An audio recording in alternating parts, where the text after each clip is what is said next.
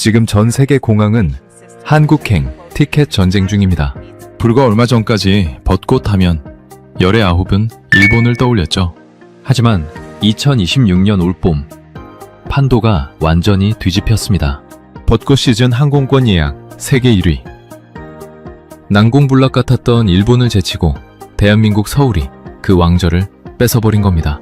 지금 해외 SNS는 그야말로 폭격 수준입니다. 이거 CG 아냐? 지구상에 이런 곳이 존재한다고? 라는 경악 섞인 댓글이 수만 개씩 쏟아지고 있는데요. 특히 전 세계를 충격에 빠뜨린 영상이 하나 있습니다. 칠흑 같은 밤. 비현실적인 분홍빛 파도가 일렁이는 곳. 바로 서울 석촌호수입니다.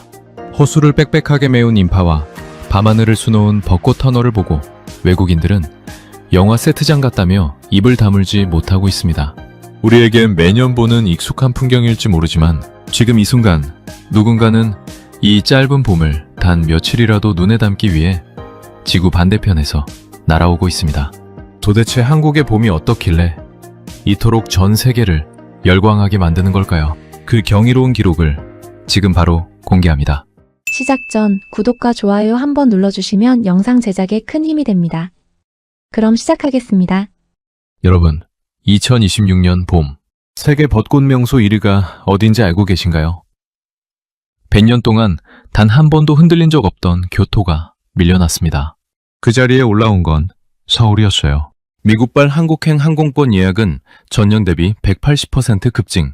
내셔널 지오그래픽 편집국이 뒤집혔습니다. 저는 그 회의실에서 코웃음을 쳤습니다. 그리고 열흘 뒤 저는 한국에서 20년 커리어가 무너지는 소리를 들었습니다. 저는 제임스 오브라이언입니다. 올해 51살. 보스턴에서 태어나 평생을 살았고 내셔널 지오그래픽 선임 사진기자로 일한 지 22년째입니다. 전문 분야는 아시아의 사계절이에요. 교토의 벚꽃, 홋카이도의 라벤더, 베트남 메콩의 새벽 연꽃, 대만의 가을 단풍. 아시아 대륙의 계절은 제 렌즈로 정의해온 영역이었습니다. 편집국 동료들이 저를 부르는 별명이 있었죠. 교토에 영혼을 묻은 남자. 29살에 처음 철학의 길을 걸었고 그 자리에서 무릎을 꿇었거든요. 벚꽃이 이렇게 아름다울 수 있다는 걸 그날 처음 알았습니다. 그 이후로 20년 동안 매년 봄이면 교토로 갔어요. 제 하드디스크에는 교토의 봄만 담긴 파일이 수만 장입니다. 그날도 평범한 야근이었어요. 보스턴 편집국 시계는 밤 10시를 지나고 있었습니다. 커피는 이미 3잔째 식어 있었고 창밖으로는 찰스강이 흐릿하게 보였어요. 그때 옆자리 후배 케이트가 제 모니터를 톡톡 두드렸습니다. 제임스, 이거 봤어요? 지금 SNS가 뒤집혔어요. 저는 마우스에서 손을 떼고 그 화면을 봤습니다. 영상 속에는 깜깜한 밤인데 어마어마하게 많은 사람들이 몰려 있었어요. 화면 전체가 분홍빛으로 넘실거렸습니다. 비현실적으로 밝았고, 비현실적으로 선명했고, 비현실적으로 몽글몽글했어요. 댓글창은 이미 폭발하고 있었습니다. 영어, 스페인어, 프랑스어, 아랍어가 뒤섞여 모두 같은 말을 하고 있었어요. 이거 진짜야? 합성 아니야? 지금 당장 비행기 타고 가고 싶어. 서울 석촌호수라는 곳이라고 했습니다. 밤에 벚꽃을 보러 나온 사람들로 호수 전체가 꽉 찬 거라고 했어요. 저는 마우스를 내려놓고 팔짱을 꼈습니다. 그리고 한마디 했어요. 이건 합성입니다. 케이트가 저를 쳐다봤죠. 저는 화면을 가리키며 설명했습니다. 꽃은 빛을 받아야 색이 살아나요. 태양광이 기본입니다. 야간에 조명만 쏴서 이 정도 선명도가 나온다는 건 물리적으로 불가능해요. 색 보정이 들어갔거나 합성이거나 둘 중 하나입니다. 20년 사진 기자가 단언하는데 틀릴 리가 없었어요. 그때 저는 확신했습니다. 이건 바이럴 조작이에요. 관광객을 끌어모으려는 한국의 마케팅 전략입니다. 케이트가 다른 탭을 열었어요. 그런데 선배, 이건 어떻게 설명하실 거예요? 화면에 뜬 건 트립어드바이저의 올봄 발표 자료였습니다. 2026년 봄 세계 벚꽃 명소 랭킹 1위에 서울이 올라와 있었어요. 2위는 교토. 저는 눈을 비볐습니다. 다시 봐도 같았어요. 교토가 2위였습니다. 제 20년 동안 교토가 2위로 밀려난 적은 단 한 번도 없었어요. 스크롤을 내렸더니 더 심각한 숫자가 나왔습니다. 미국발 한국행 항공권 예약 전년 대비 180% 증가. 보스턴 로건 공항 인천 직항편은 이미 8월까지 매진. 제 손가락이 키보드 위에서 멈췄어요. 이건 바이럴 영상 하나가 터진 문제가 아니었습니다. 양광 데이터 자체가 움직이고 있었어요. 제 독자들이, 제가 20년 동안 교토로 안내했던 그 독자들이 지금 서울행 표를 끊고 있다는 뜻이었습니다. 팔짱을 끼고 있던 팔이 시르르 풀렸어요. 저는 그 순간 두 가지 감정이 올라왔습니다. 하나는 불쾌감이었어요. 조작된 이미지 한 편이 100년의 벚꽃 전통을 흔들고 있다는 사실이 용납이 안 됐거든요. 또 하나는 사진 기자로서의 책임감이었습니다. 현장에 가서 이 거품의 실체를 확인하고 독자들에게 진실을 보여주는 것. 그게 내셔널 지오그래픽이 존재하는 이유니까요. 저는 편집장 사무실로 향했습니다. 편집장 마크는 제가 들어가자마자 고개를 들었어요. 제임스, 그 서울 영상 얘기죠? 벌써 회의에서 3번 나왔어요. 저는 책상 앞에 앉아서 바로 본론으로 들어갔습니다. 현장 취재를 제안합니다. 한국 벚꽃 바이럴의 실체를 사진으로 검증하겠어요. 조작된 이미지가 어떻게 관광 데이터를 왜곡하는지, 그리고 왜 진짜 벚꽃 문화는 여전히 일본에 있는지를 독자들에게 직접 보여드리겠습니다. 마크는 잠깐 저를 쳐다보다가 웃었어요. 당신이 직접 가겠다고요? 20년 동안 교토만 갔던 사람이? 그래서 더 제가 가야 합니다. 기준을 아는 사람이 비교해야 의미가 있는 거니까요. 돌아오는 길에 저는 워싱턴 DC 포토맥 강변을 떠올렸어요. 제가 10년째 매년 4월이면 촬영하러 가는 곳입니다. 1912년 일본이 미국에 선물한 3,000그루의 벚나무가 심긴 그 강변이 미국 벚꽃 문화의 뿌리예요. 저는 매년 그 자리에 서서 일본이 미국에게 준 이 선물이 얼마나 위대한 외교적 성취였는지를 느끼곤 했습니다. 그 일본이 지금 한국에 밀린다고요? 불쾌감이 한 번 더 올라왔어요. 집으로 돌아와서 하드디스크를 열었습니다. 교토 폴더. 20년치 파일이 연도별로 정리되어 있었어요. 1998년 첫 촬영군부터 2025년 최근 촬영군까지 그중 대표적인 사진 20장을 골라서 아이패드에 옮겼습니다. 이게 기준이에요. 이것과 비교해서 한국 벚꽃이 얼마나 못 미치는지 독자들에게 보여주면 되는 겁니다. 비행기표는 사흘 뒤로 끊었어요. 보스턴 로건에서 인천까지 직항 14시간. 출발 전날 밤 카메라 장비를 정리하면서 혼잣말을 했습니다. 길어야 열흘이면 끝날 일이다. 그런데 지금 돌이켜보면 그때 저는 한 가지를 몰랐어요. 연박하러 간다는 확신이 강할수록 무너질 때의 낙차도 그만큼 깊어진다는 사실을요. 비행기가 이륙하는 순간 아이패드에서 교토 사진들을 한 장씩 넘겨봤습니다. 이게 기준이야. 이것보다 아름다운 벚꽃은 존재할 수 없어. 20년 커리어가 저한테 그렇게 속삭이고 있었어요. 그런데 저는 그 속삭임이 얼마나 위험한 오만이었는지 인천공항에 내리는 순간부터 깨닫기 시작합니다. 인천공항에 내린 건 오후 3시였습니다. 입국장을 나오는 순간부터 저는 주변을 살폈어요. 공항 건물 안에서는 특별한 게 보이지 않았습니다. 20년 동안 수십 번 거쳐온 국제공항 중 하나일 뿐이었어요. 리무진 버스 정류장으로 걸어가면서 저는 속으로 생각했습니다. 여기도 별거 없네. 서울 도심까지는 50분 정도 걸린다고 했습니다. 저는 창가 자리에 앉아서 카메라 가방을 무릎에 올렸어요. 이동 중에도 기록은 시작돼야 하니까요. 버스가 출발하고 고속도로에 올라탄 지 5분쯤 지났을 때였습니다. 저는 창밖을 보다가 눈을 깜빡였어요. 제가 뭔가 잘못 본 줄 알았거든요. 고속도로 양옆 가로수가 전부 흰색이고 분홍색이었습니다. 한두 그루가 아니에요. 시선이 닿는 곳마다 끝없이 이어졌어요. 버스가 시속 100km로 달리는데 그 속도 내내 창밖에 벚꽃이 사라지지 않았습니다. 저는 카메라 가방 지퍼를 열려다가 손을 멈췄어요. 뭔가 이상했거든요. 평소라면 반사적으로 꺼냈을 손이 오늘은 왜 멈췄을까? 설명이 잘 안 됐습니다. 저는 그냥 창에 이마를 기댔어요. 렌즈 없이, 뷰파인더 없이 그냥 두 눈으로 먼저 봤습니다. 20년 경력에서 없던 행동이었어요. 서울 도심으로 접어드니 풍경이 또 달라졌습니다. 아파트 단지 진입로가 보이는데 그 입구가 전부 벚꽃 터널이었어요. 편의점 옆 가로수도 벚꽃이었고 골목 안쪽도 벚꽃이었습니다. 작은 미용실 간판 옆에도 세탁소 입구 앞에도 치킨집 창가에도 벚나무 한 그루씩이 서 있었어요. 저는 그걸 보면서 혼잣말을 했습니다.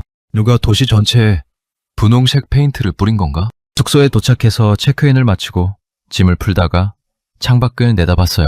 빌딩들 사이로 분홍색이 삐죽 보였습니다. 아, 저기도 있구나.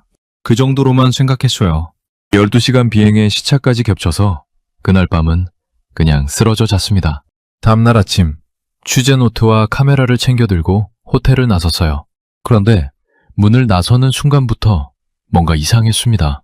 호텔 앞 골목이 벚꽃 터널이었어요. 어제 버스 창밖으로 봤을 때는 많다는 건 알았는데 직접 그 아래 서보니 느낌이 완전히 달랐습니다. 가지가 머리 위로 쏟아지듯 드리워져 있었어요. 꽃잎 몇 개가 바람에 날려 제 자켓 위로 내려앉았습니다. 저는 그걸 툭툭 털어냈어요. 취재하러 온 거니까요. 지하철을 타러 역 입구를 내려가는데 거기서 또 멈췄습니다. 입구 양옆 가로수가지가 계단 안쪽으로 늘어져 있었어요. 지하로 내려가는 입구인데 올려다보면 하늘 대신 벚꽃이 액자처럼 가득 차 있었습니다. 어둑한 계단 입구에서 올려다본 그 순간 저는 카메라 가방 지퍼에 손을 댔어요. 이번에는 꺼냈습니다.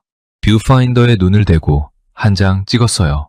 그런데 셔터를 누르고 나서 잠깐 멈칫했습니다. 반박하러 온 사람이 첫날부터 벚꽃 사진을 찍고 있었으니까요. 카메라를 가방에 도로 집어넣었어요. 지하철 안에서 저는 뉴욕 지하철을 떠올렸습니다.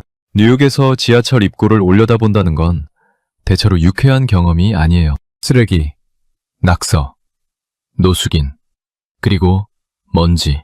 보스턴도 비슷합니다. 제가 사는 도시의 지하철에서 꽃을 올려다본 기억은 없어요. 그런데 서울은 역을 나오면 꽃이 천장이었습니다.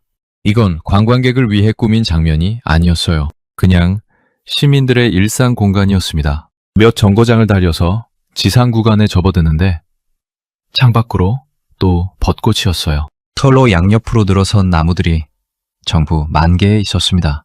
원철이 그 사이를 가르며 달리는 동안 차창으로 분홍빛이 빠르게 스쳐 지나갔어요.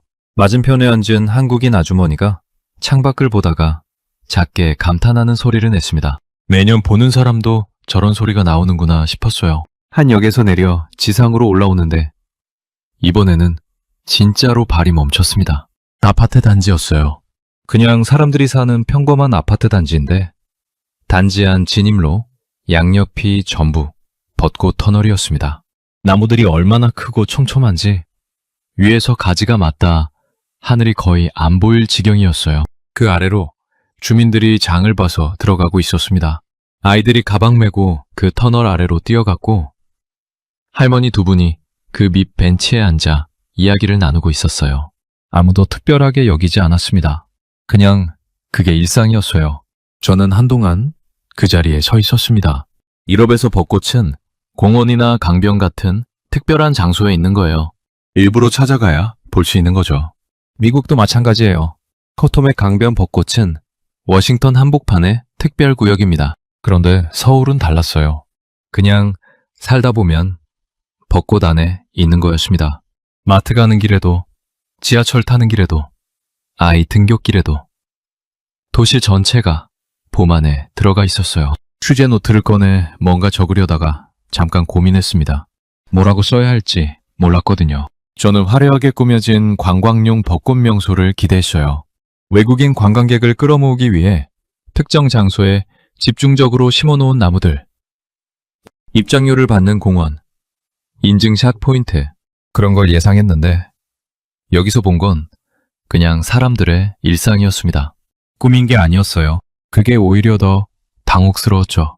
그래도 아직 여의도를 못 봤으니까요. 22년 경력의 사진기자가 아파트 단지 벚꽃에 흔들리면 안 됩니다. 저는 노트에 딱 한 줄 적었어요. 밀도가 기준을 벗어남, 프레임 재설계 필요.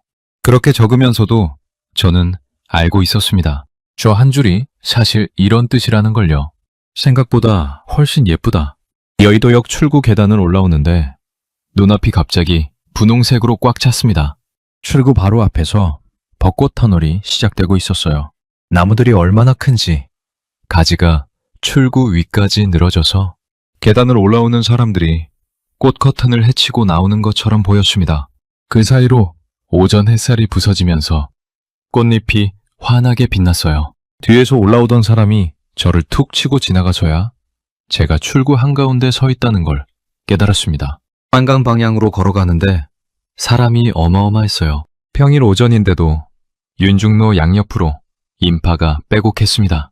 벚나무가 도로 양쪽에 줄지어 서 있고 그 아래로 사람들이 걷고 서고 사진 찍고 앉아 있었어요. 가지가 도로 위로 아치를 그리며 맞닿아 있어서 그 아래를 걸으면 꽃천장 아래를 걷는 느낌이었습니다. 저는 카메라를 꺼내 뷰파인더를 들여다봤어요. 그런데 프레임 안에 이 풍경이 담기지 않았습니다. 24mm 광각으로 바꿔봤어요. 여전히 끝이 잡히지 않았습니다. 16mm 초광각을 꺼냈어요. 그제서야 양옆 나무가 겨우 들어왔는데 이번에는 꽃의 밀도가 뭉개져서 한 덩어리 분홍색으로만 보였습니다. 22년 동안 이런 프레임 문제는 없었어요. 요토에서도 히말라야에서도 제 렌즈는 언제나 피사체를 잡아냈거든요. 셔터를 몇 번 누르다가 카메라를 목에 걸었습니다. 그리고 취재 수첩을 꺼냈어요. 체크리스트를 만들어 왔거든요. 수만 명이 몰리는 현장 취재에서 반드시 확인해야 하는 항목들이 있습니다. 보스턴 마라톤 골인 지점, 뉴욕 타임스퀘어 카운트다운. 22년 동안 저는 항상 같은 것들을 확인했어요. 쓰레기, 소음, 음주소란, 무질서 동선. 안팎기사의 두 번째 단락은 여기서 나올 거라고 생각했습니다. 화려한 영상 뒤에 감춰진 현실. 그게 제가 보여주고 싶었던 거였어요. 그런데 체크리스트 칸이 채워지질 않았습니다. 쓰레기통 주변이 깨끗했어요. 수만 명이 몰린 곳이라고 믿기 어려울 정도였습니다. 사람들이 알아서 자기 쓰레기를 챙기고 있었어요. 돗자리를 깔고 앉은 사람들은 경계가 명확했습니다. 아이들이 뛰어다녀도 어른들이 자연스럽게 길을 터줬고 사진을 찍으려는 사람이 있으면 주변 사람들이 먼저 비켜줬어요. 저는 펜을 들고 있다가 그냥 내렸습니다. 그때였어요. 강변 쪽에서 오토바이 소리가 났습니다. 배달 오토바이였어요. 그런데 이 오토바이가 공원 안으로 들어오는 거예요. 안디반 옆 폭로를 따라 조심스럽게 들어오더니 돗자리 하나 앞에서 멈췄습니다. 상자를 내렸어요. 치킨이었습니다. 돗자리에 앉아있던 가족이 당연하다는 듯 받아들었어요. 벚꽃이 머리 위로 흩날리는 강변 돗자리에서요. 저는 주변을 둘러봤습니다. 저쪽 돗자리엔 피자가 도착했어요. 그 옆엔 족발이었고요. 어디선가 떡볶이 냄새도 났습니다. 공원 전체가 야외 레스토랑이 되어 있었어요. 그것도 배달로요. 꽃 구경을 하면서 동시에 뜨거운 음식을 먹고 싶으면 앱을 열어 시키면 되는 거였습니다. 현재 위치를 잡아서 배달 오토바이가 돗자리까지 찾아오는 거예요. 미국이었으면 공원 배달 자체가 안 됩니다. 안디밭 위치를 특정할 수 있는 앱도 없고 배달 인프라가 이 정도로 촘촘하지도 않아요. 뉴욕 센트럴파크에서 벚꽃나무 아래 세 번째 돗자리라고 주소를 찍으면 배달기사는 오지 않을 겁니다. 그런데 서울에서는 그게 자연스러운 일상이었어요. 한 남성이 핸드폰을 보면서 걷다가 어느 지점에서 멈추더니 자리를 폈습니다. 알고 보니 실시간 벚꽃 개화 지도 앱이었어요. 지금 이 시간에 가장 꽃이 예쁜 포인트를 알려주는 거였습니다. 지도 위에 사람들이 몰린 위치까지 실시간으로 표시되고 있었어요. 주변에는 저 같은 외국인들도 있었습니다. 바로 옆에서 미국인 부부 유튜버가 라이브 방송을 켜고 있었어요. 그 옆에는 인도에서 왔다는 젊은 남자가 있었어요. 저한테 영어로 말을 걸었습니다. 회사 휴가 냈어요. 일주일. 이거 보러 한국까지 왔습니다. 혼자 벚꽃을 보러 인도에서 서울까지. 저는 그 문장을 들으면서 취재 노트를 꺼내려다가 그만뒀어요. 강변 벤치에 앉았습니다. 한강이 햇살을 받아 반짝이고 그 위로 벚꽃가지가 드리워져 있었어요. 맞은편 건물들과 산이 같은 프레임 안에 들어왔습니다. 도시와 강과 꽃과 산이 한꺼번에 보이는 풍경. 교토 철학의 길은 아름다웠어요. 그런데 그건 꽃길이었습니다. 꽃만 있었죠. 여기는 꽃알의 삶이 있었어요. 장을 보러 가는 할머니도, 뛰어노는 아이도, 치킨을 뜯는 가족도 전부 그 꽃알에 있었습니다. 저는 카메라를 무릎 위에 내려놓았어요. 22년 사진기자가 카메라를 내려놓는 순간은 셔터가 고장났을 때뿐이었습니다. 그런데 지금 제 카메라는 멀쩡했어요. 단지 찍을 수가 없었습니다. 프레임 안에 이 상황이 담기지 않았거든요. 수첩을 꺼내 한 줄 적었습니다. 찍을 수 없는 풍경이 존재한다. 그 아래 두 번째 줄을 적으려다가 펜이 멈췄어요. 그 문장이 사실은 사진기자로서 제일 쓰고 싶지 않은 말이라는 걸 저는 알고 있었으니까요. 서울 취재 이틀째 밤, 호텔방에서 노트북을 열었습니다. 반박기사 초안 파일을 불러왔어요. 커서가 깜빡이고 있었습니다. 첫 달러까지는 썼어요. 석촌호수 영상이 조명과 보정의 산물이라는 내용이었습니다. 그런데 그걸 뒷받침할 근거가 점점 약해지고 있었어요. 직접 보고 난 뒤로요. 두 번째 단락은 무질서와 비위생이었는데 여의도에서 그것도 못 찾았습니다. 커서가 세 번째 단락 자리에서 깜빡이고 있었어요. 저는 노트북을 덮었습니다. 침대에 앉아서 창밖을 봤어요. 밤인데도 골목에 사람들이 벚꽃 아래를 걷고 있었습니다. 저는 혼잣말을 했어요. 서울은 대도시니까 인프라가 좋은 거겠지. 지방 소도시 축제는 다를 거야. 거기서 찾으면 되는 거야. 진해 군항제라는 곳이 있다고 들었는데 지방 벚꽃 축제 정도면 과장이 더 심하겠지. 저는 그쪽으로 표를 끊었습니다.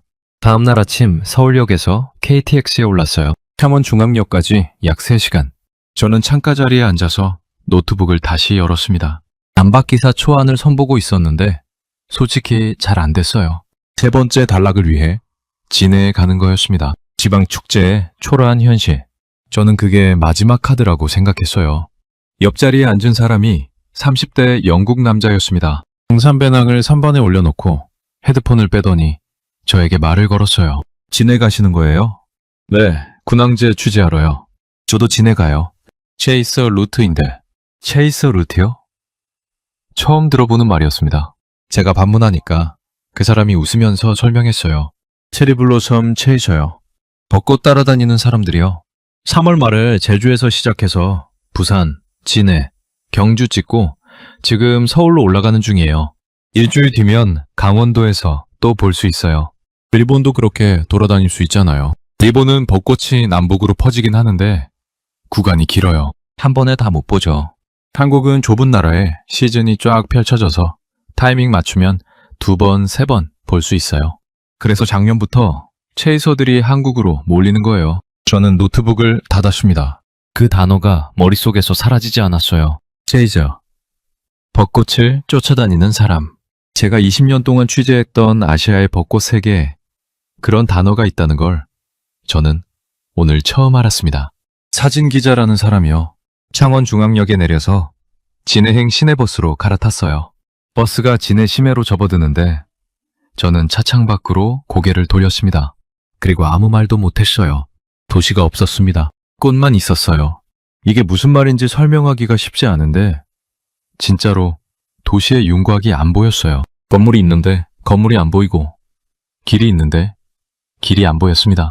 전부 흰색과 분홍색으로 덮여 있었어요.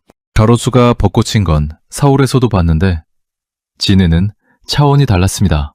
가로수만이 아니었어요. 골목 안쪽도, 언덕 위도, 주택 담벼락 틈새도, 멀리 보이는 산 중턱까지 전부 하얗게 덮여 있었습니다. 버스에서 내렸어요. 첫 발을 땅에 딛는 순간 꽃잎이 바람을 타고 날아와 얼굴에 닿았습니다. 고개를 들었어요. 머리 위로 벚꽃가지가 하늘을 가리고 있었습니다. 하늘이 보이는 틈보다 꽃이 차지한 공간이 더 많았어요. 저는 한동안 그냥 서 있었습니다. 36만 그루라고 했어요. 나중에 확인한 숫자입니다. 진해시의 가로수, 공원, 언덕, 해군기지, 담벼락까지 합쳐서 36만 그루의 왕벚나무가 이 도시 안에 있었어요. 그 숫자가 처음으로 실감이 났습니다. 숫자로 볼 때는 그냥 숫자였는데 직접 그 안에 서 있으니까 알겠더라고요. 이건 꽃이 많은 도시가 아니었어요. 꽃으로 이루어진 도시였습니다. 걸으면서 카메라를 들었다가 내렸습니다. 여의도와 달리 진해는 아예 카메라를 들 엄두가 나지 않았어요. 여자천이라는 곳으로 향했는데 하천 양옆으로 벚나무가 늘어선 1.5km 구간이었습니다. 그 길 안으로 들어서는 순간 저도 모르게 발이 느려졌어요. 양옆에서 가지가 하천 위로 뻗어나와 서로 맞닿아 있었습니다. 그 아래로 물이 흐르고 물 위로 꽃잎이 떨어져 내렸어요. 사람들이 그 길을 따라 천천히 걷고 있었습니다. 아무도 빠르게 걷지 않았어요. 이 길에서 빠르게 걷는 게 오히려 이상한 일처럼 느껴졌죠. 저는 다리 위에 멈춰 섰습니다. 하천 위로 꽃잎이 흩날리는 걸 내려다봤어요. 꽃잎이 물 위에 내려앉아서 흘러가고 있었습니다. 분홍색 꽃잎이 물결을 따라 천천히 떠내려가는 장면을 저는 꽤 오랫동안 보고 있었어요. 취재 중이라는 사실을 잠깐 잊었습니다. 노트북을 열어봤어요. 안팎기사 초안 3번째 단락.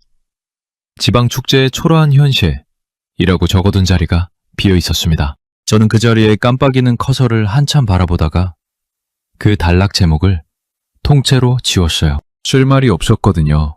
아니, 솔직히 말하면 이제 그 단락은 쓰면 안 되는 거였습니다. 여자 천다리 위에서 얼마나 오래 서 있었는지 모르겠어요. 정신을 차린 건 멀리서 들려온 북소리 때문이었습니다. 북소리에 트럼펫 소리가 겹쳐졌어요.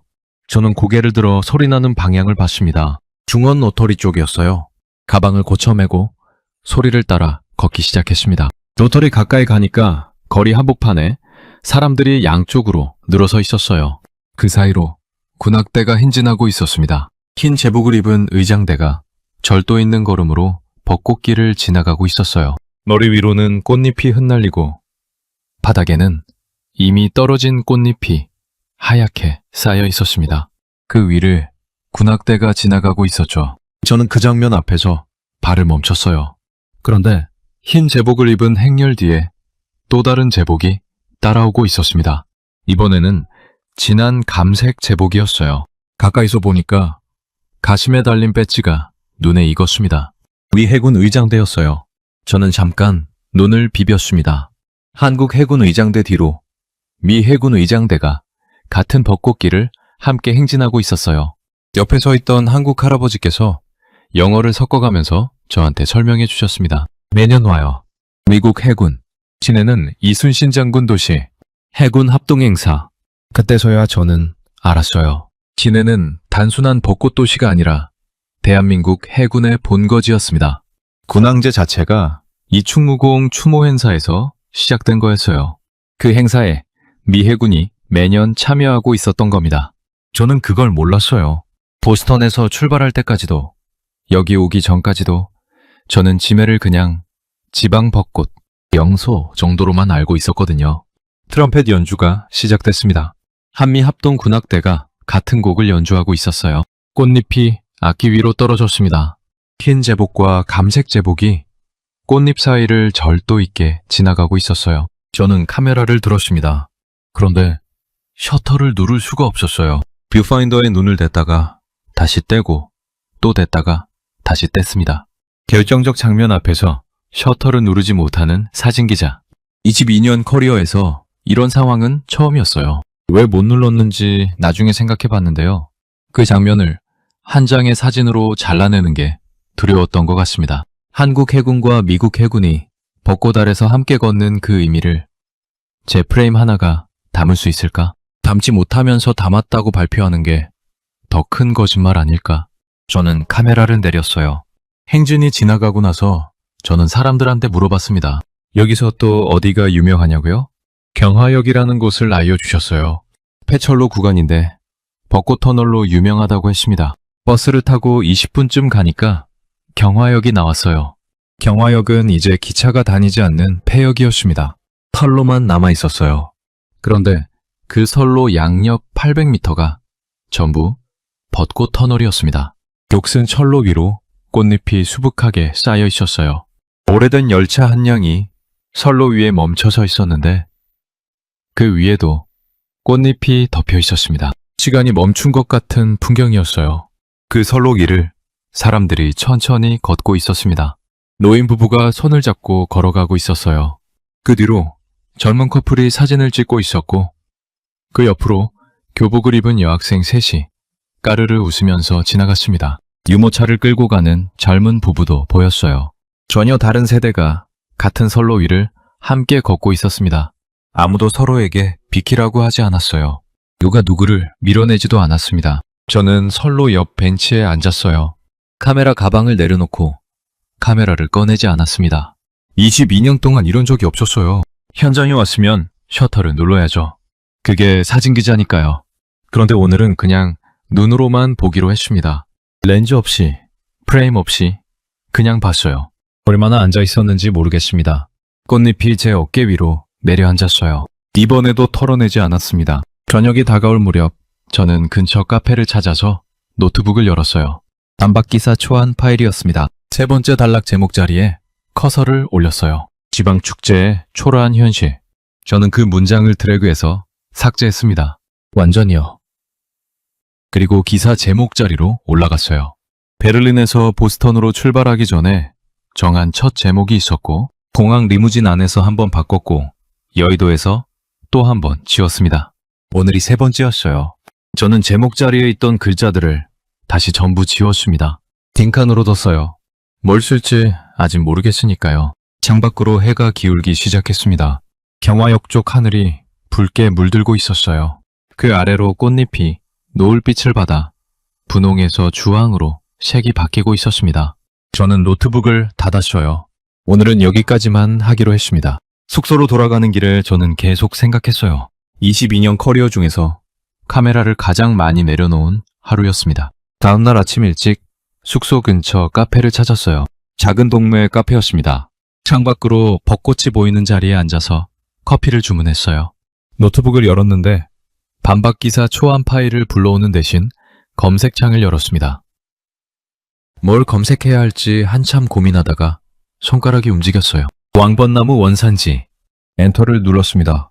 20년 동안 일본 벚꽃을 취재하면서 원산지를 파고든 적은 없었어요. 당연히 일본이라고 생각했으니까요. 소메 요시노. 일본이 키워낸 품종. 그 위에서 모든 기사와 사진이 만들어졌습니다. 그런데 오늘 저는 그 전제 자체를 검색창에 던져 넣고 있었어요. 검색 결과가 떴는데 영어 자료가 많지 않았습니다. 한국어 페이지가 대부분이었어요.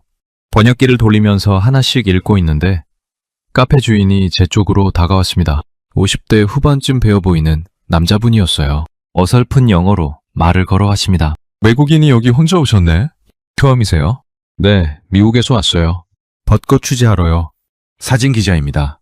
카페 주인이 잠깐 놀란 표정을 짓더니 저한테 잠시만 기다리라고 했어요. 카운터 뒤로 들어가서 어딘가로 전화를 걸었습니다.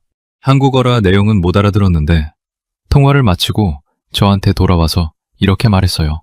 15분만 기다리세요. 아는 교수님이 오실 거예요. 왕벚나무 전공이세요. 영어도 하시고요. 진짜로 15분 뒤에 머리가 하얀 노인이 카페 문을 열고 들어왔습니다. 70대 후반쯤 되어 보이셨어요. 시내 인근 대학에서 식물학을 가르치셨고 지금은 은퇴하셨다고 했습니다. 50년 넘게 왕벚나무를 연구하신 분이었어요. 카페 주인이 커피를 가져다 놓고 자리를 비켜줬습니다. 교수님은 제 앞에 앉아서 저를 가만히 보셨어요. 그러더니 조용한 목소리로 물으셨습니다. 사진 기자라고 하셨죠? 한 가지 여쭤봐도 될까요? 벚꽃이 어디서 왔는지 아십니까? 저는 당연하다는 듯 대답했어요. 일본 아닙니까? 소메 요시노가 대표 품종이고요. 교수님이 조용히 고개를 저으셨습니다. 왕벚나무의 자생지는 제주도입니다. 한국 땅입니다. 저는 커피잔을 들다가 멈췄어요. 교수님이 설명을 이어가셨습니다. 오랫동안 왕벚나무의 원산지가 일본이라는 게 통설이었다고 하셨어요. 일본의 소메 요시노가 워낙 유명하니까요. 그런데 1962년에 한국 식물학자 두 분이 제주도 한라산 자락에서 왕벚나무가 자생하고 있다는 걸 밝혀냈다고 하셨습니다. 자생이에요. 누가 심은 게 아니라 원래부터 그 땅에서 자라고 있었던 겁니다. 이후 연구들이 계속 이어지면서 왕벚나무의 원산지가 한국이라는 사실이 점점 더 확실해졌다고 하셨어요. 저는 수첩을 꺼내려다가 그냥 손을 내렸습니다. 교수님이 창밖을 잠깐 바라보셨어요. 그러다가 이런 말씀을 하셨습니다. 재밌는 역사가 있어요. 일제강점기에 진해에 일본 해군 기지가 들어서면서 거리에 벚나무를 많이 심었습니다. 해방이 되고 나서 사람들이 분노했어요. 일본의 꽃을 왜 우리 거리에 심었냐고요? 직접 도끼를 들고 나와서 베어내기 시작했어요. 저는 숨을 죽이고 들었습니다. 그런데 1962년에 이게 일본 품종이 아니라 제주도에서 온 우리 나무라는 사실이 밝혀진 거예요. 베어내다가 살리기 운동으로 돌아섰죠. 오해로 베어냈다가 진실을 알고 다시 살린 나무들입니다. 지금 선생님이 창밖으로 보시는 저 꽃들이요. 저는 창밖을 봤어요. 카페 유리창 너머로 벚꽃이 흩날리고 있었습니다. 꽃잎 하나가 유리창에 붙었다가 떨어졌어요. 저는 그걸 보면서 한 가지 생각이 스쳤습니다. 저 꽃이 지금 어느 나라 꽃이냐고 누가 묻는다면 저는 뭐라고 대답해야 하는 걸까? 교수님이 저를 다시 바라보셨습니다. 그리고 조용히 덧붙이셨어요. 선생님이 20년간 찍어오신 그 나무들의 뿌리가 어디서 왔는지는 한 번도 물어보신 적 없으시죠? 저는 아무 말도 못했습니다. 수첩을 들고 있었는데 한 글자도 적지 못했어요. 20년이었습니다. 20년 동안 벚꽃을 취재하면서 한 번도 원산지를 의심한 적이 없었어요. 당연히 일본 것이라고 생각했고 그 전제 위에서 모든 기사를 썼고 모든 사진을 찍었습니다. 그런데 그 전제 자체가 틀려 있었던 거예요.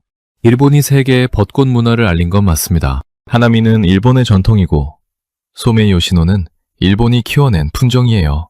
그 공은 인정해야 합니다. 그런데 그 나무의 뿌리가 어디서 왔는지는 다른 문제였어요. 그리고 저는 20년 동안 그 다른 문제를 한 번도 물어본 적이 없었습니다. 교수님이 커피를 한 모금 드시고 이렇게 말씀하셨어요. 선생님이 지금 하시는 일하고 좀 비슷하지 않습니까? 진해 사람들은 오해로 나무를 베었다가 진실을 알고 다시 살렸어요. 선생님도 오해로 오셨다가 지금 진실 앞에 서 계신 거잖아요. 저는 교수님께 감사 인사를 드리고 카페를 나왔어요. 거리로 나서니 사람들이 벚꽃 아래를 걷고 있었습니다. 아까 보던 것과 같은 풍경인데 다르게 보였어요. 이 나무들이 제주도에서 왔다는 걸 알고 나니까요. 베어냈다가 살려낸 나무들이라는 걸 알고 나니까요. 꽃이 더 무겁게 느껴졌습니다. 가볍게 흩날리는 것 같은데 이 꽃 한 송이, 한 송이에 그런 역사가 담겨 있는 거였어요. 노트북을 카페 밖 벤치에 올려놓고 방박 기사 초안 파일을 열었습니다. 저는 한참 그 화면을 들여다봤어요. 그러다가 파일을 닫았습니다. 삭제한 게 아니에요. 그냥 닫았어요. 이 초안은 더 이상 쓸 수 없다는 건 알았습니다. 서울로 돌아온 날 오후, 저는 딱히 갈 데가 없었어요. 숙소에 짐을 던져놓고 밖으로 나갔는데 발이 자연스럽게 석촌호수 쪽으로 향했습니다. 그곳을 직접 봐야 했어요. 보스턴 편집국에서 처음 본 바로 그 영상의 장소였으니까요. 합성이라고 단언했던 그 호수, 평일 오후였는데도 돗자리가 빼곡했습니다. 벚꽃은 절정이었어요. 호수를 따라 늘어선 나무들이 전부 만개해서 물 위로 가지를 들이우고 있었습니다. 바람이 불 때마다 꽃잎이 무더기로 날렸어요. 낮인데도 비현실적으로 예뻤습니다. 저는 보스턴에서 봤던 야간 영상을 떠올렸어요. 밤에 조명까지 켜지면 그 영상처럼 보이겠구나. 조작이 아니라 그냥 이곳의 실제 모습이겠구나 하고요. 빈자리를 찾아 호수 쪽 벤치에 앉았습니다. 옆자리에서 인기척이 났어요. 내 식구였습니다. 아버지, 어머니, 초등학생쯤 돼 보이는 딸, 그보다 어린 아들. 돗자리를 펴더니 아버지가 핸드폰으로 뭔가 주문하는 것 같았어요. 20분쯤 지났을까요? 배달 오토바이가 호수 옆 폭로로 들어왔습니다. 그 가족 돗자리 앞에 멈추더니 상자를 내려놓았어요. 김밥 도시락이었습니다. 아이들이 소리를 질렀어요. 그때 어머니가 저를 봤습니다. 눈이 마주쳤는데 잠깐 망설이더니 제 쪽으로 김밥을 내밀었어요. 핸드폰 구글 번역 화면을 같이 내밀면서요. 김밥 좋아하세요? 같이 드실래요? 저는 사양하려다가 그냥 받았습니다. 어색하게 돗자리 한쪽에 걸터 앉았어요. 아버지가 작은 막걸리 병을 꺼내 종이컵에 한 잔 따라 제게 내밀었습니다. 또 구글 번역이었어요. 한국 전통주예요. 달아요. 김밥을 한 입 베어 물었습니다. 이상하게 맛있었어요. 막걸리는 달고 부드러웠습니다. 말이 통하지 않았어요. 구글 번역이 중간중간 오갔지만 대화라고 할 수도 없었습니다. 그냥 같이 앉아있는 거였어요. 그런데 이상하게 편했습니다. 보스턴에서 봄 축제를 수도 없이 다녔지만 모르는 사람 옆에 앉아 아무 말 없이 같이 밥을 먹은 적은 없었어요. 이게 한국말로 정이라는 건지는 그날은 몰랐습니다. 나중에 누군가 그 단어를 가르쳐 줬을 때 그날 오후가 떠올랐어요. 자리를 털고 일어나면서 가족에게 인사를 했습니다.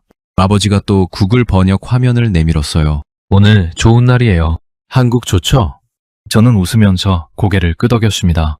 뭐라고 말하고 싶었는데 마땅한 말이 없었어요. 해가 완전히 지고 나서도 저는 자리를 뜨지 않았습니다. 벤치에 앉아서 기다렸어요. 야간에 조명이 켜지면 어떤 모습인지 이제 직접 봐야 했거든요. 하늘이 남색으로 바뀌면서 호수 주변 가로등이 하나씩 켜지기 시작했습니다. 그러자 신기한 일이 벌어졌어요. 조명의 아래에서 나무를 비추는데 꽃잎이 빛을 받아서 안쪽부터 환하게 빛나는 거예요. 낮에는 분홍색이었던 꽃이 밤에는 흰색에 가까운 빛으로 빛났습니다. 그 빛이 호수 수면에 반사되면서 물 위에도 꽃이 피어 있는 것처럼 보였어요. 저는 입을 다물었습니다. 보스턴 편집국에서 봤던 영상이 떠올랐어요. 그때는 조명 조작이라고 했죠. 꽃은 태양광을 받아야 색이 살아난다고 단언했고요. 그런데 지금 제 눈앞에 있는 게 그 영상 그대로였습니다. 아무것도 포장된 게 없었어요. 저를 더 오래 붙잡아 둔 건 꽃이 아니었습니다. 사람들이었어요. 밤 10시가 넘었는데 오히려 사람이 더 많아졌어요. 퇴근한 것 같은 직장인들, 손을 잡은 연인들, 그리고 예상하지 못한 사람들도 있었습니다. 유모차를 끌고 나온 젊은 부부, 지팡이를 짚은 할아버지, 초등학생쯤 돼 보이는 아이가 부모 손을 잡고 벚꽃을 올려다보고 있었어요.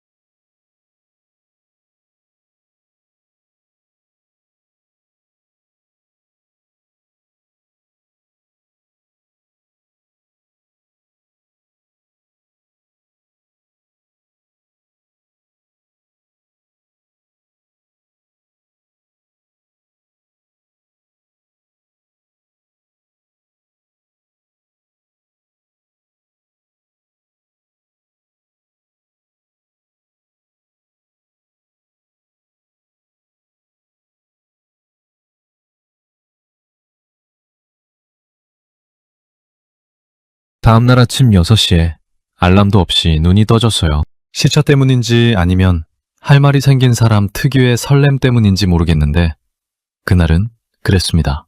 저는 바로 노트북을 열었어요. 커피도 안 마시고요. 22년 기자 생활에서 커피보다 노트북을 먼저 연 적이 거의 없었는데 그날은 달랐습니다. 새 문서를 열었어요. 단박 기사 파일은 열지 않았습니다. 어젯밤 석촌호수 난간에서 그 파일을 닫을 때 다시는 안 열 거라는 걸 알았거든요. 새 문서 첫 줄에 커서를 올려놓고 한참 생각했습니다. 뭐부터 써야 할까? 결국 보스턴 편집국에 밤 10시 장면부터 쓰기 시작했어요. 손가락이 움직이기 시작하니까 멈추질 않았습니다.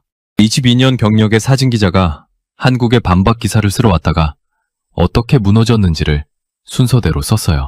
코웃음 치던 것도 썼고 공항 리무진에서 처음 멈칫했던 것도 썼습니다. 여의도에서 카메라를 내려놓은 순간도, 진해 36만 구로 앞에서 말을 잃은 것도, 교수님 앞에서 펜이 멈춘 것도, 김밥 한 조각을 받아들고 어색하게 돗자리에 앉았던 것도, 자정 가까운 석촌호수에서 아이와 노인이 함께 걷는 걸 보고 말을 잃었던 것도 전부 썼어요.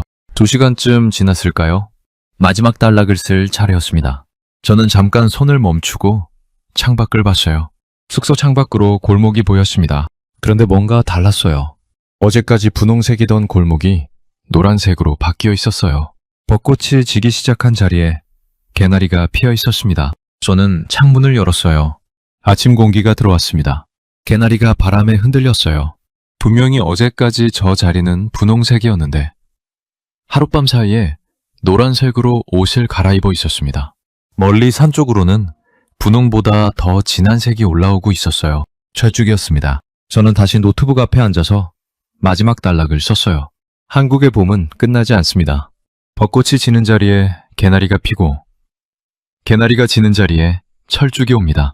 제주도에서 시작된 봄이 부산을 거쳐 경주를 지나 서울로 올라오고, 서울에서 강원도로 넘어갑니다. 타이밍만 맞추면 이 나라에서는 봄을 2번, 3번 볼 수 있어요. 한국의 봄은 한 번으로 끝나지 않습니다. 이 나라 사람들이 봄의 옷을 3번 갈아입는다고 말하는 이유입니다. 그리고 마지막 문장을 썼어요. 벚꽃의 원산지가 어느 나라인지는 식물학자들이 계속 연구할 문제입니다. 하지만 이것 하나는 분명히 말할 수 있어요. 벚꽃을 가장 잘 즐기는 나라는 한국입니다. 저장 버튼을 누르고 편집장에게 메일을 열었습니다. 파일을 첨부했어요. 제목란에 잠깐 손이 멈췄습니다. 보스턴에서 정해뒀던 제목, 공항 리무진에서 바꾼 제목, 여의도에서 지운 제목, 시내에서 3번째로 지운 제목, 이번이 4번째였어요. 저는 제목란에 이렇게 적었습니다. The country I couldn't photograph. 내가 찍을 수 없었던 나라. 사진기자로서 22년 만에 처음으로 사진 한 장 첨부하지 않은 원고를 보냈습니다. 완성 버튼을 눌렀어요. 커피를 내려 한 모금 마셨습니다. 처음으로 제대로 된 아침 커피였어요. 창밖 골목의 개나리가 또 바람에 흔들렸습니다. 짐을 챙기기 시작했어요. 오늘 인천공항으로 가는 표를 끊어뒀거든요. 그런데 짐을 싸면서 계속 창밖이 눈에 들어왔습니다. 멀리 산 쪽으로 철쭉이 올라오고 있었어요. 저는 캐리어 지퍼를 잠그다가 멈췄습니다. 핸드폰을 꺼내 기차 시간표를 열었어요. 표를 취소할까 잠깐 고민했습니다. 며칠만 더 있으면 철쭉을 볼 수 있을 것 같았거든요. 그런데 편집장한테 이미 원고를 보냈고 보스턴에 돌아가서 해야 할 일들이 쌓여 있었습니다. 저는 핸드폰을 다시 주머니에 넣었어요. 다음에 오면 되지 생각하면서요. 다음에 저는 그 단어를 쓴 적이 없었습니다. 한국에 다시 올 거라는 생각을 처음으로 한 거였어요. 단박 기사를 쓰러 왔다가 다음에 또 오고 싶다는 생각을 하게 됐습니다. 공항으로 가는 택시 안에서 창밖으로 서울 풍경이 흘러갔어요. 골목마다 노란 개나리가 피어 있었습니다. 벚꽃이 지고 있는 나무 아래 바닥이 온통 분홍색 꽃잎으로 덮여 있었어요. 꽃잎 위로 사람들이 출근하고 있었습니다. 아무도 그게 특별한 풍경이라고 생각하지 않는 것 같았어요. 고속도로에 접어들어서 반대 차선을 봤습니다. 공항에서 서울로 들어오는 리무진 버스들이 줄지어 달리고 있었어요. 차문 너머로 버스 안 사람들 얼굴이 보였습니다. 핸드폰을 보는 사람, 창밖을 보는 사람, 이어폰을 끼고 눈을 감은 사람, 봄을 보러 한국으로 들어오는 사람들이었어요. 열흘 전 저도 저 버스 안에 있었습니다. 남박기사 초안을 머릿속에서 완성해두고 교토 사진을 꺼내보면서 한국 벚꽃이 얼마나 못 미치는지 확인하러 가는 길이었어요. 저 버스 안에서 저는 팔짱을 끼고 창밖을 보고 있었겠죠. 냉소적인 표정으로요. 인천공항 출국장에 들어서면서 저는 한번 뒤를 돌아봤습니다. 입국장 방향이었어요. 막 도착한 사람들이 캐리어를 끌고 나오고 있었습니다. 설레는 얼굴들이었어요. 봄을 따라 한국으로 들어온 사람들이었습니다. 그 얼굴들을 보면서 저는 열흘 전 제 얼굴을 생각했어요. 아니었을 겁니다. 저는 반박하러 왔으니까요. 그런데 지금 이 순간 돌아가는 길에 저는 설레고 있었어요. 다음에 오면 철쭉을 봐야겠다는 생각 때문이었습니다. 제주에서 강원도까지 봄을 따라 올라가 보고 싶다는 생각도 들었어요. 탑승구로 걸어가면서 편집장한테 문자가 왔습니다. 원고 잘 받았어요. 제목이 마음에 드는데 이번 기사 좋을 것 같아요. 저는 피식 웃었어요. 22년 기자 생활에서 이렇게 완전히 틀린 예상을 하고 취재를 나갔다가 돌아온 적이 없었거든요. 그런데 이상하게 창피하지 않았습니다. 틀렸다는 걸 인정하는 기사. 요즘 전 세계 공항이 난립니다. 바로 한국 벚꽃 때문인데요. 그동안 벚꽃 하면 일본인 줄 알았지만 올 봄 뭔가 달라졌어요. 벚꽃 시즌 항공권 예약 세계 1위에서 일본이 밀렸습니다. 그 자리를 차지한 게 서울이에요. 해외 반응이 난리가 났습니다. 한국 벚꽃 진짜야? 세트장 아니야? 지금 당장 비행기 타고 가고 싶어. 이런 댓글이 수만 개씩 달렸어요. 특히 난리가 난 영상이 하나 있습니다. 깜깜한 밤인데 사람들이 어마어마하게 몰려있고 화면 전체가 비현실적으로 분홍빛으로 빛나는 영상이에요. 알고 보니 그게 서울 석촌호수였습니다. 밤에 벚꽃 보러 나온 사람들로 호수 전체가 꽉 찬 거죠. 이거 합성 아니야? 이런 곳이 실제로 존재한다고? 이런 반응이 수천 개씩 달리면서 완전히 바이럴이 터져버린 겁니다. 그런데 솔직히 말하면 우리는 매년 보니까 너무 익숙하죠. 그냥 스쳐 지나가기도 하는데요. 지금 이 순간에도 누군가는 한국의 봄을 보겠다고 비행기를 타고 날아오고 있습니다. 오늘은 그 사람들이 한국에서 대체 뭘 보고 이러는 건지 그 충격의 기록을 지금 바로 공개합니다. 왜 썼는데? 오히려 오랜만에 제대로 된 기사를 쓴 기분이었어요. 비행기가 이륙했습니다. 창가 자리였는데 고도가 올라가면서 서울 전경이 내려다 보였어요. 건물들 사이로 벚꽃이 지고 있는 나무들이 보였습니다. 개나리가 노랗게 올라오고 있는 골목들도 보였어요. 멀리 산 쪽으로는 분홍빛보다 더 진한 색이 올라오고 있었습니다. 철쭉이었어요. 한국의 봄이 다음 장으로 넘어가고 있었습니다. 저는 그 풍경을 창밖으로 한참 내려다봤어요. 구름 속으로 들어가서 아무것도 안 보일 때까지요. 여러분, 오늘의 이야기는 여기까지입니다. 반박하러 왔다가 틀렸다고 고백하고 돌아간 한 미국인 사진기자의 열을, 그가 카메라를 내려놓은 자리에 우리가 매년 단연하게 지나쳐온 봄이 있었습니다. 제주에서 시작해 강원도까지 올라가는 그 봄. 개나리로 물들었다가 벚꽃으로 절정에 이르고 철쭉으로 넘어가는 그 3단 변주. 자정에 아이 손을 잡고 꽃길을 걸을 수 있는 그 일상. 우리에게는 너무 익숙해서 잊고 사는 것들이 누군가에게는 22년 커리어를 흔드는 진실이었던 겁니다. 구독과 좋아요로 응원해 주시면 더 감동적인 이야기로 찾아뵙겠습니다. 오늘도 여러분 모두 따뜻하고 건강한 하루 보내시길 바랍니다. 긴 영상 끝까지 시청해 주셔서 감사합니다.